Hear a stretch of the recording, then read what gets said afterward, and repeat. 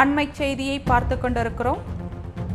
வீராணம் ஏரியிலிருந்து சென்னைக்கு குடிநீர் கொண்டு செல்லும் குழாயில் பெரும் சேதம் ஏற்பட்டுள்ளது. சென்னைக்கு முக்கிய குடிநீர் ஆதாரமாக விளங்குவது வீராணம் ஏரியாகும்.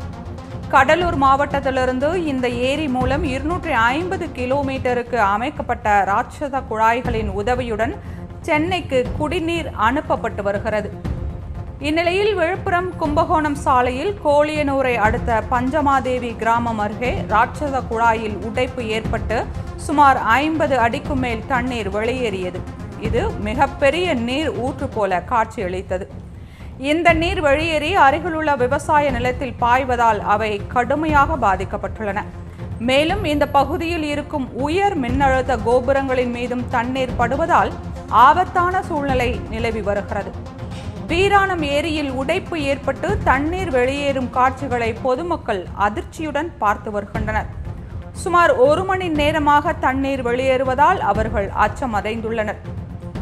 அதிகாரிகள் விரைந்து நடவடிக்கை எடுக்காவிட்டால் சென்னையில் குடிநீர் தட்டுப்பாடு ஏற்படும் சூழல் இருப்பதாக அப்பகுதி மக்கள் தெரிவித்தனர்.